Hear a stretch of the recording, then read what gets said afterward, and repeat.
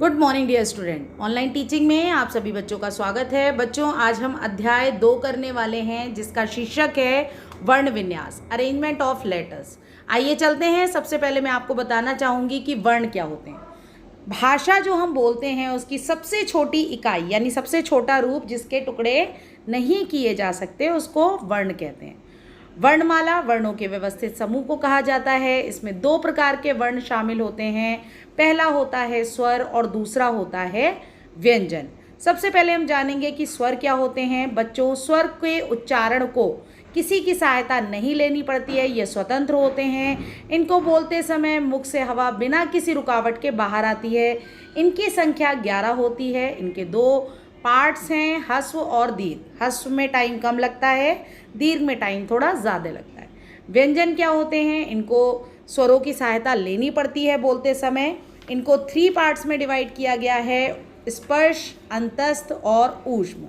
स्पर्श की संख्या 25 है, अंतस्थ 4 हैं और ऊष्म जो हैं वो भी 4 हैं। अब इसके बाद हम जान लेते हैं कि वर्ण विच्छेद क्या होता है। ठीक है, हमने वर्णों के बारे में जाना, अब हम जानेंगे वर्ण विच्छेद क्या होता है। तो जब प्रत्येक वर्ण को किसी भी शब्द में प्रत्येक वर्ण को जब अलग अलग कर दिया जाता है तो वो वर्ण विच्छेद कहलाता है। जैसे कमल शब्द है, इसको अगर मैं तोड़ूंगी तो क्या बनेगा? क प्लस अ प्लस म प्लस अ प्लस ल प्लस अ।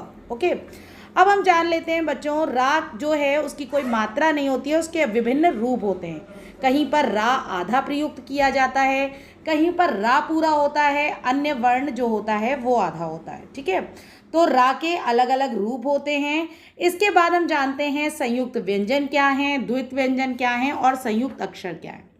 संयुक्त व्यंजन जब 2 भिन्न भिन्न व्यंजनों को यानी अलग अलग व्यंजनों को आपस में मिलाया जाता है तो संयुक्त व्यंजन बनता है। जैसे क और श को मिला के छ बन गया। ठीक है, द्वित व्यंजन में क्या होता है? इसमें 2 समान व्यंजनों को मिलाया जाता है। और संयुक्त अक्षर क्या होते हैं? जब जो 2 व्यंजनों के मेल से बने होते हैं उन्हें कहा जाता है।